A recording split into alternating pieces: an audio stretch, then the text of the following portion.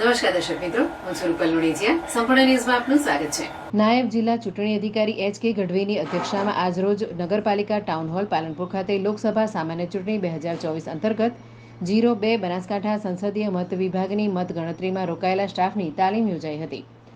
લોકસભા સામાન્ય ચૂંટણી 2024 અંતર્ગત 02 સંસદીય મતદાર વિભાગ બનાસકાંઠામાં તારીખ 7 મેના રોજ મતદાન યોજાયું હતું. આગામી તારીખ 4 જૂનના રોજ જગાણા સ્થિત એન્જિનિયરિંગ કોલેજ ખાતે મતગણતરી હાથ ધરવામાં આવશે. મતગણતરીને હવે ગણતરીના દિવસો બાકી રહ્યા છે, ત્યારે જિલ્લા ચૂંટણી અધિકારી વરુણકુમાર બરનવાલના માર્ગદર્શન હેઠળ જિલ્લા ચૂંટણી તંત્ર મતગણતરી માટે સજ્જ બન્યું છે.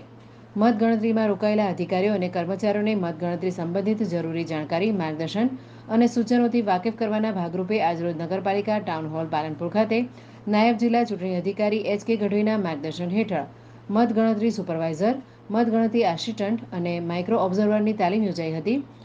2 સેશનમાં યોજાયેલ આ તાલીમમાં સવારે 10 થી 12 વાગ્યા સુધીમાં પહેલા સેશનમાં ઈવીએમ કાઉન્ટિંગ સ્ટાફ અને બપોરે 12 થી 2 વાગ્યાના સેશનમાં પોસ્ટલ બેલેટ કાઉન્ટિંગ સ્ટાફની તાલીમ યોજાઈ હતી, જેમાં નાયબ જિલ્લા ચૂંટણી અધિકારી એચ.કે. ગઢવીએ જરૂરી માર્ગદર્શન અને સૂચનાઓ આપ્યા હતા.